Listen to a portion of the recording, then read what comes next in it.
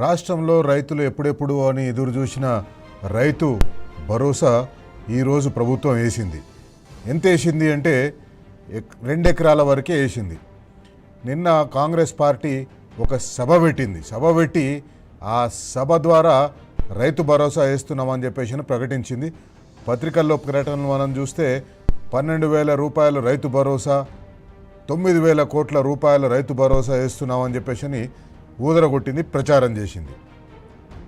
వాస్తవానికి అందరు అనుకున్నారు, తెలంగాణలో రైతులందరూ అనుకున్నారు కాంగ్రెస్ పార్టీ ప్రభుత్వం సరే వాళ్ళకి ఎట్లాగో నమ్మకం లేదు, ఇచ్చిన మాట మీద కాంగ్రెస్ పార్టీ ఉండదు, ఇచ్చిన మాట మీద ముఖ్యమంత్రి ఉండడు. ఎందుకంటే ఇంతకుముందు మనం అనేక సందర్భాల్లో చూసినాం, రుణమాఫీ సమయంలో చూసినాం, రైతు భరోసా సమయంలో చూసినాం. కనిపించిన దేవుళ్ళందరికీ ఓట్లు పెట్టుకున్న ముఖ్యమంత్రి రేవంత్ రెడ్డి ఆ ఓట్లన్నీ తీసి గట్టు మీద పెట్టి ఆయన ఎన్ని పైసలు వేయాలనో అన్ని పైసలు వేసిండు, రైతుల నోట్లలో మట్టి కొట్టిండు. ఇప్పుడు తాజాగా రైతు భరోసా ఎగ్గొట్టి ఇప్పటి వరకు కాంగ్రెస్ పార్టీ అధికారంలోకి వచ్చిన తర్వాత 6 రైతు భరోసాలు రావాలి, 6 విడతలుగా రైతు భరోసాలు రావాలి.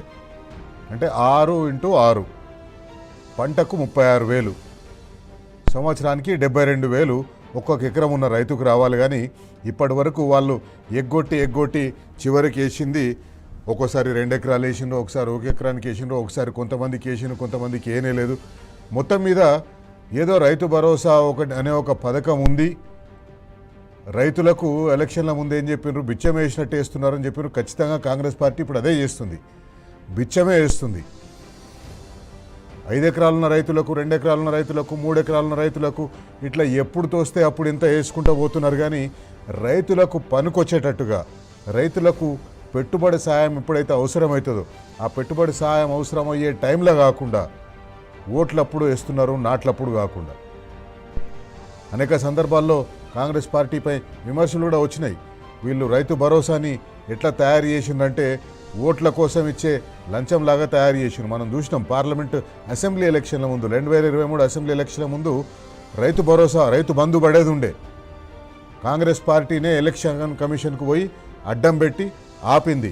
ఎందుకు ఆపినరు అని రైతులందరూ ప్రశ్నిస్తే, ఇప్పుడు తీసుకుంటే 5,000 వస్తాయి, రేపు పొద్దున తీసుకుంటే మీకు 6,000 వస్తుంది, మీరు ఇప్పుడు ఇది ఆగిపోయిందని ఏం బాధ పెట్టకండి, మేము వచ్చిన తర్వాత 6,000 వేస్తామని చెప్పేసాను. కానీ వచ్చిన తర్వాత ఏం చేసిండ్రు, ఆ పైసలనే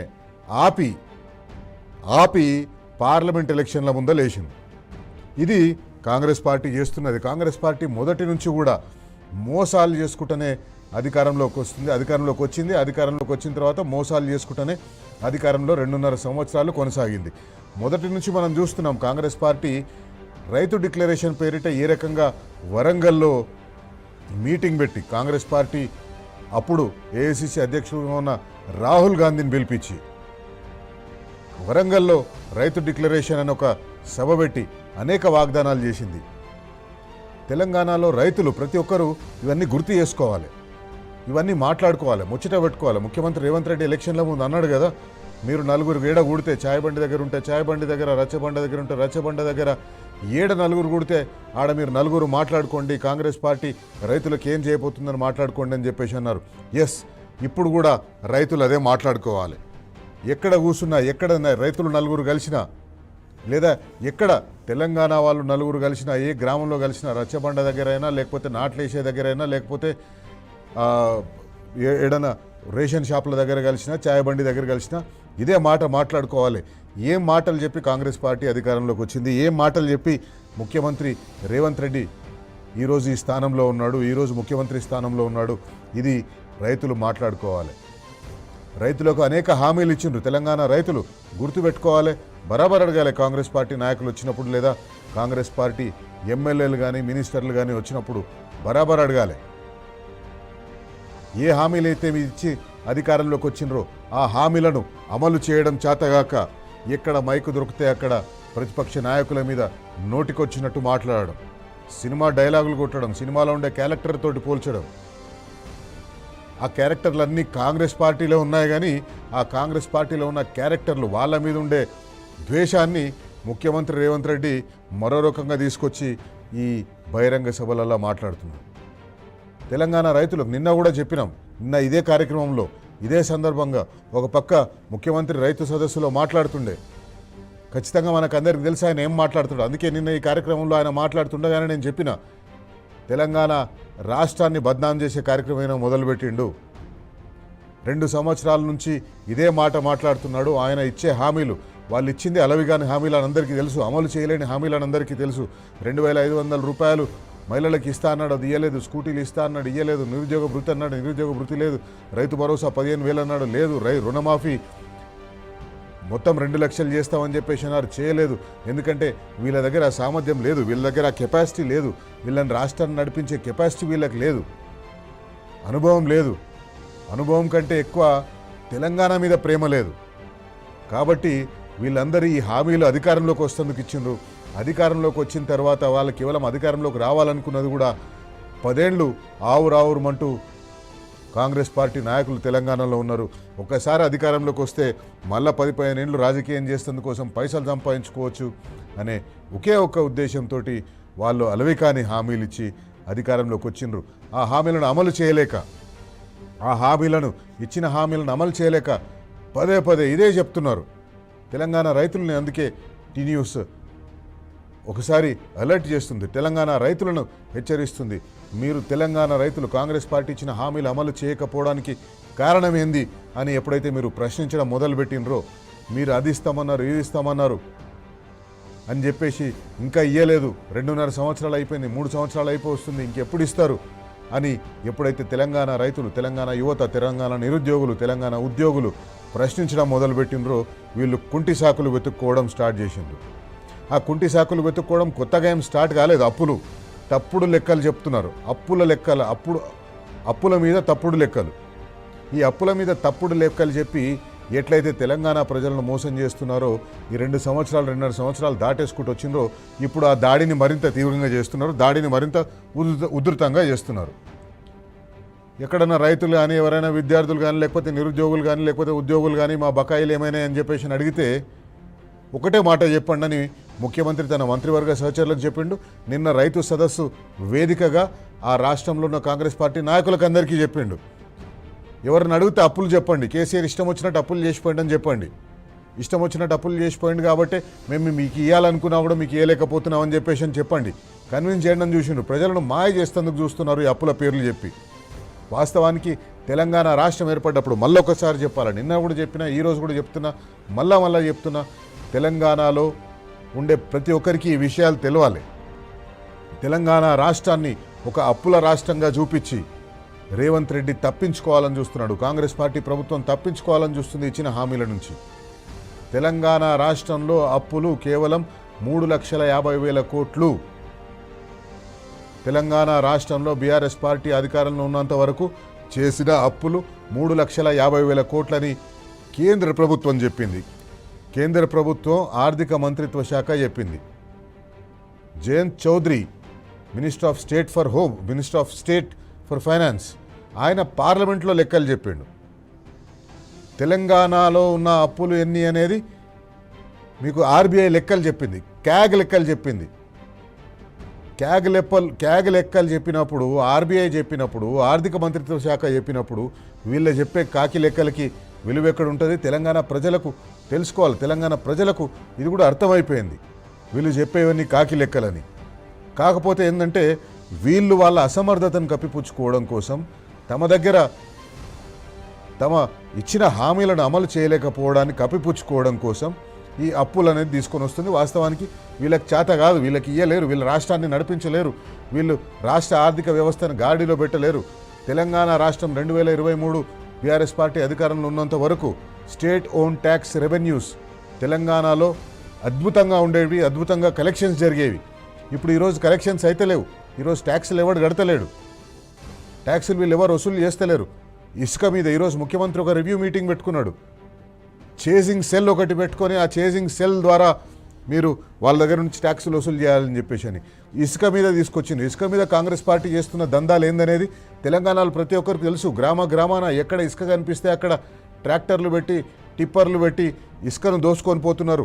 ఇసుక మీద రాష్ట్రానికి వచ్చే ఆదాయం పడిపోయింది. వాస్తవానికి చెప్పాలంటే ఇప్పుడు ఇసుక మీద రాష్ట్రానికి ఆదాయమే వస్తలేదు, నామినల్గా వస్తుంది. 100 రూపాయలు వచ్చే దగ్గర 10 రూపాయలు కట్టేసి 90 రూపాయలు కాంగ్రెస్ పార్టీ నాయకులు తింటున్నారు ఇసుకలో. ఎక్కడికక్కడ ఆదాయం వస్తున్న దగ్గర వీళ్ళు మొత్తం భోజనం మొదలు పెట్టేసి మూటలు కట్టే పనిలో పడ్డారు. కాబట్టి తెలంగాణ రాష్ట్రం ఆదాయం పడిపోయింది. ఈరోజు ముఖ్యమంత్రి రేవంత్ రెడ్డి ఇంతకుముందు అనేక సందర్భాల్లో చెప్పిండు, తెలంగాణ రాష్ట్రాన్ని ఒక ఎయిడ్స్ పేషెంట్ తోటి పోల్చిండు, ఒక క్యాన్సర్ పేషెంట్ తోటి పోల్చిండు.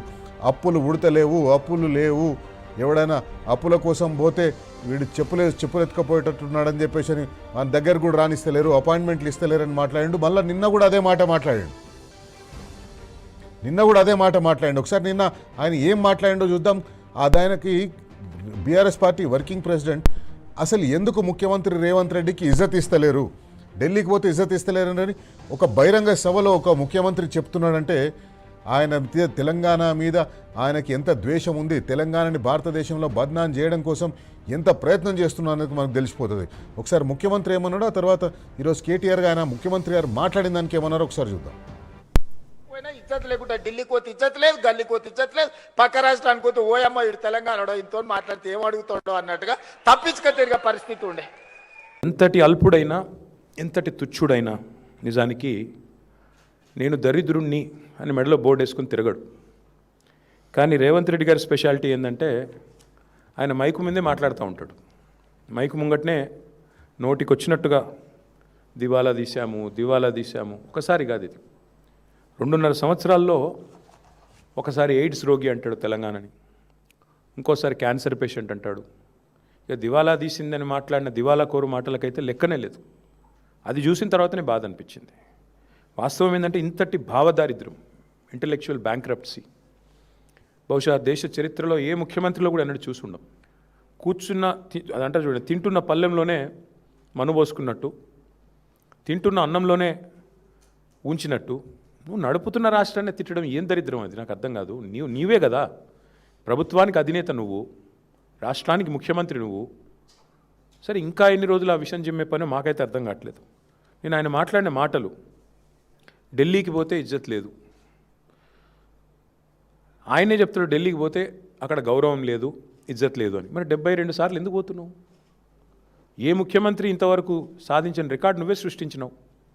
30 నెలల్లో 72 సార్లు అంటే సగటున నెలకు కనీసం 2.5 సార్లు ఢిల్లీకి పోతా ఉన్నావు. ఎవరు రమ్మంటున్నారు నేను? మరడా ఎందుకు పోతున్నావు? ఢిల్లీలో ఇజ్జత్ లేకపోతే. తెలంగాణలో రైతుల కోసం కాంగ్రెస్ పార్టీ 1,75,000 కోట్లు ఖర్చు పెట్టిందని ముఖ్యమంత్రి రేవంత్ రెడ్డి నిన్న చెప్పిండు. అసలు వాళ్ళకి లెక్కన పొందలేదు. ఎక్కడ వాళ్ళు పెట్టిన ఖర్చు చూసుకున్నా కూడా అది 70-80 వేల కోట్లకు దాటలేదు. ఎందుకంటే వాళ్ళు చేసిన రుణమాఫీ 20,000 కోట్లు ఎంతో ఉన్నది. వాళ్ళు ఇచ్చిన రైతు భరోసా ఇప్పటిదాకా 28,000 కోట్లు ఉన్నది. రెండు కలిపితే ఒక 50,000 కోట్లు ఉన్నది. ఇది తెలంగాణలో వాళ్ళు రైతులకు చేసింది. కానీ చెప్తున్న మాటలు మాత్రం 1,75,000 కోట్లు చేసినాను. వాస్తవానికి తెలంగాణ రాష్ట్రం ఏర్పడ్డ తర్వాత అంతకుముందు సమైక్య రాష్ట్రంలో ఎన్నడూ లేని విధంగా తెలంగాణ రాష్ట్రంలో రైతుల కోసం తెలంగాణ రాష్ట్రం ఖర్చు పెట్టింది. అధికారంలో ఉన్న బీఆర్ఎస్ పార్టీ ఖర్చు పెట్టింది. దాదాపు 5 లక్షల కోట్లు తెలంగాణ రైతుల కోసం ఖర్చు పెట్టింది. అది కరెంటు కోసం కావచ్చు, మిషన్ కాకతీయ ద్వారా చెరువుల పునరుద్ధరణ కావచ్చు, కాళేశ్వరం ప్రాజెక్టు కావచ్చు, పాలమూరు రంగారెడ్డి ఎత్తిపోతలు కావచ్చు, సీతారామ లిఫ్ట్ ఇరిగేషన్ ప్రాజెక్టు కావచ్చు, ఇట్లా అనేక రైతులకు ఉపయోగపడే ప్రాజెక్టులు చేసి రైతులకు ఉపయోగపడే కార్యక్రమాలు తీసుకొని మిషన్ కాకతీయ లాంటివి 24 గంటల ఉచిత కరెంటు ఇవ్వడం కోసం పవర్ జనరేషన్ ప్లాంట్లు పెట్టింది. ఆ పవర్ జనరేషన్ ప్లాంట్లు కూడా బీఆర్ఎస్ పార్టీ రైతుల కోసమే పెట్టింది.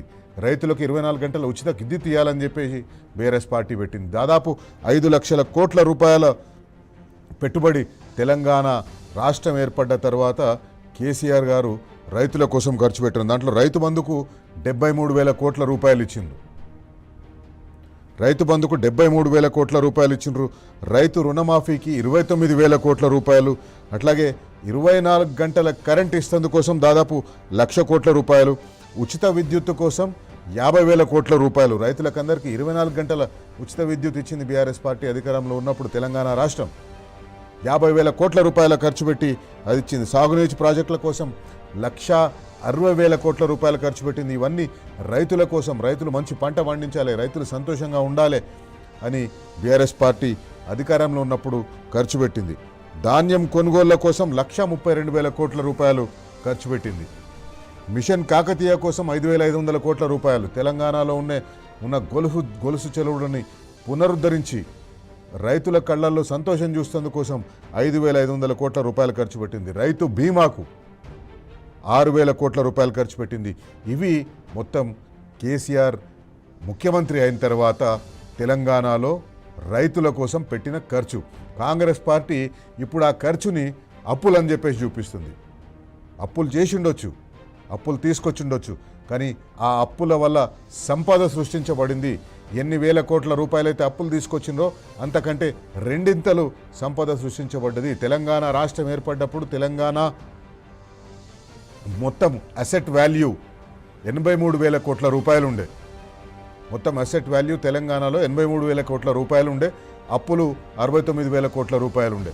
కానీ ఈరోజు మనం చూసుకుంటే తెలంగాణ రాష్ట్ర అసెట్ వాల్యూ 4,50,000 కోట్లకు చేరుకుంది. అంటే దాదాపు 10 సంవత్సరాల్లోనే 83,000 కోట్ల రూపాయల ఆస్తుల నుంచి తెలంగాణ ఆస్తులు 4,50,000 కోట్ల రూపాయలకు పోయినాయి. ఇది బీఆర్ఎస్ పార్టీ చేసింది. ఒకసారి బీఆర్ఎస్ పార్టీ ఖర్చు పెట్టిన దాని మీద కేటీఆర్ గారు మాట్లాడినారు. ఆయన ఏమన్నారో చూద్దాం. మీరు ఎంత ఏడ్చినా ఎంత గగ్గోలు పెట్టినా తెలంగాణ ఇవాళ దేశానికి అన్నపూర్ణగా అవతరించింది అంటే దానికి కారణం కేసీఆర్ గారి సమర్థ నాయకత్వం, తెలంగాణ రైతు కష్టం. రైతు చల్లగా ఉండాలని చెప్పి కేసీఆర్ గారు అప్పు చేసినా 2,80,000 కోట్ల అప్పు చేసినా కేసీఆర్ గారు రైతు మీద 5 లక్షల కోట్ల పెట్టుబడి పెట్టిండు 10 ఏళ్లలో. రైతు బంధుకే 73,000 కోట్లు, రైతు రుణమాఫీకి 29,000 కోట్లు, 24 గంటల కరెంట్ ఇవ్వడానికి 1,00,000 కోట్లు, ఉచిత విద్యుత్ అందించడానికి 50,000 కోట్లు, కాళేశ్వరం, పాలమూరు, సీతారామ లాంటి సాగునీటి ప్రాజెక్టులు, మీరు పెండింగ్లో పెట్టిపోయిన కల్వకుర్తి, భీమా, నెట్టెంపాడు లాంటి ప్రాజెక్టులను పూర్తి చేయడానికి మొత్తం 1,60,000 కోట్లు. ఒక్క ధాన్యం కొనుగోలుకే 10 ఏళ్లలో కేసీఆర్ ప్రభుత్వం ఖర్చు పెట్టింది 1,32,000 కోట్లు. మిషన్ కాకతీయతో చెరువులు బాగు చేయడానికి ఖర్చు పెట్టింది 5,500 కోట్లు. రైతు బీమాకు ఖర్చు పెట్టింది 6,000 కోట్లు. రైతు వేదికలు, రైతు కల్లాలకు మళ్ళీ 1,000 కోట్లు. అంటే మొత్తం కలిపి 5 లక్షల కోట్లు కేసీఆర్ గారు రైతుల మీద ఖర్చు పెట్టిండు. కాబట్టే మరి ఈరోజు తెలంగాణ భారతదేశంలోనే అన్నపూర్ణగా అవతరించింది. హామీలను అమలు చేయలేక కాంగ్రెస్ పార్టీ చేస్తున్న తప్పుల ఆరోపణలను తెలంగాణలో ఎవరు కూడా నమ్ముతలేరు. ఏ రైతు కూడా నమ్ముతలేడు. వాళ్ళకి అర్థమైపోయింది కాంగ్రెస్ పార్టీ అధికారంలోకి రావాలని ఇష్టం వచ్చిన హామీలు ఇచ్చింది, కానీ ఈరోజు హామీలు అమలు చేయలేకపోతున్నారు. అందుకే అప్పుల లెక్కలకు మాట్లాడుతున్నారు. తప్పుడు లెక్కలు అప్పుల మీద చెప్తున్నారని ప్రతి ఒక్క రైతుకు అర్థమైపోయింది. ప్రతి రైతు కూడా తెలంగాణలో మాట్లాడుకుంటున్నారు. వాస్తవానికి ఉన్న అప్పులు ఏందనేది వాళ్ళకి క్లియర్గా తెలిసిపోయింది. వాళ్ళకి అర్థమైపోయింది. వీళ్ళు ఇచ్చిన హామీలు అమలు చేయలేక అప్పుల మీద తప్పుడు లెక్కలు చెప్తున్నారనేది తెలంగాణలో ప్రతి ఒక్క రైతుకు అర్థమైపోయింది. అందుకే ఈరోజు టీ న్యూస్ వేదికగా మనం ఈ కార్యక్రమం ద్వారా బరాబర్ అడుగుదాం. ముఖ్యమంత్రి రేవంత్ రెడ్డిని బరాబర్ అడుగుదాం. ముఖ్యమంత్రి రేవంత్ రెడ్డి మంత్రివర్గంలో ఉన్న ఆయన సహచరులను బరాబర్ అడుగుదాం. ఆయన కాంగ్రెస్ పార్టీ నాయకులను, ఎమ్మెల్యేలను అందరినీ ప్రతి ఒక్కరూ ప్రశ్నించవలసిన సమయం, అడగవలసిన సమయం. ప్రజలకిచ్చిన హామీలు అమలు చేయలేక ఇంకా ఎన్నాళ్ళు అప్పుల తప్పుడు లెక్కలు చెప్పి తప్పించుకుంటారు ముఖ్యమంత్రి గారు రేవంత్ రెడ్డి గారు. కేసీఆర్ సర్కార్ అప్పులపై ఇంకెంతకాలం గోబెల్స్ ప్రచారం చేస్తారు? ప్రజలు నమ్ముతలేరు అని తెలిసినా కూడా అవే మాటల్ని మళ్ళా చెప్పి చెప్పిన మాటలే మళ్ళా చెప్పి ఎక్కడో ఒక దగ్గర ప్రజలను నమ్మించే ప్రయత్నం వీళ్ళు మానుకుంటలేరు. అందుకే ఈరోజు బరాబర్ అడుగుదాం, ఇంకెన్ని రోజులు గోబెల్స్ ప్రచారం చేస్తారు?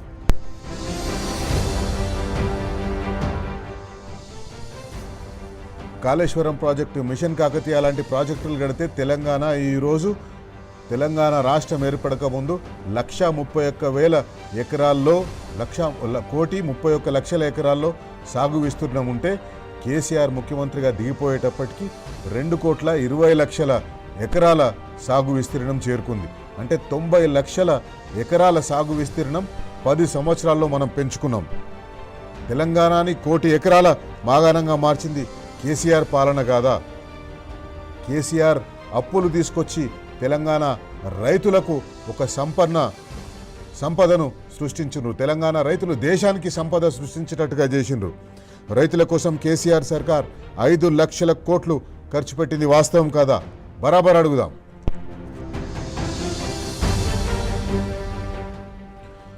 ముఖ్యమంత్రి రేవంత్ రెడ్డి గారు ఎక్కడ పోయినా నాకు ఇజ్జత్ ఇస్తలేరు అంటున్నాడు. ముఖ్యమంత్రి రేవంత్ రెడ్డి గారు ఇజ్జత్ ఉత్తగానే రాలేదు. కేసీఆర్ కానీ బీఆర్ఎస్ పార్టీకి కానీ తెలంగాణకు కానీ భారతదేశంలో ఇజ్జత్ ఎట్లా వచ్చిందంటే తెలంగాణ రాష్ట్ర ప్రజలు కొట్లాడి తెలంగాణను తెచ్చుకున్నారు. కొట్లాడి తెచ్చుకున్న తెలంగాణలో ఉద్యమ నాయకుడిని ముఖ్యమంత్రిని చేసుకున్నారు. ఆ ఉద్యమ నాయకునికి వచ్చిన ఇజ్జత్ తెలంగాణ పోరాటం వల్ల వచ్చింది. తెలంగాణ పోరాటంలో రేవంత్ రెడ్డి గారు ఎక్కడా లేరు. రైఫిల్ పట్టుకొని ఉద్యమకారుల మీదకి పోవడం తప్పిస్తే ఎక్కడా లేరు. ఇజ్జత్ తెలంగాణకు ఊకేనే రాలే. తెలంగాణ తొలి ముఖ్యమంత్రికి ఇజ్జత్ ఊకేనే రాలే. మీరు తెలంగాణ రాష్ట్రాన్ని అణువణువున అడుగడుగున కించపరిచిన వాళ్లకు ఎవడైనా ఇజ్జత్ ఎందుకు ఇస్తాడు? సొంత రాష్ట్రాన్ని ఒక చెడుగా చూపిస్తున్న మీకు ఢిల్లీలో ఎవడు ఇజ్జత్ ఇస్తాడు, లేకపోతే గల్లీలో ఎవడు ఇజ్జత్ ఇస్తాడు? అందుకే బరాబర్ అడుగుదాం. ముఖ్యమంత్రి రేవంత్ రెడ్డి గారు దేశంలోనే తెలంగాణను తలెత్తుకునేలా చేసింది కేసీఆర్. తెలంగాణ ఇజ్జత్ పైలమే కానీ మీ ఇజ్జత్ సంగతి ఏంది? బరాబర్ అడుగుదాం.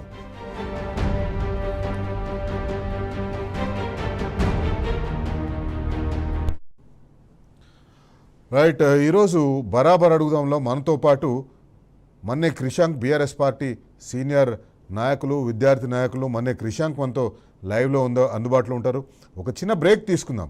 బ్రేక్ తర్వాత ఈ అప్పుల పేరు చెప్పి ఎందుకు తెలంగాణ ప్రజల్ని మభ్యపెట్టాలనుకుంటున్నారు? తెలంగాణ ప్రజలను ఈ గోబెల్స్ ప్రచారంలాగా చెప్పిన అబద్ధాన్నే మళ్ళీ చెప్పి ప్రజలను ఎందుకు తప్పుదారి పట్టించాలనుకుంటున్నాడు?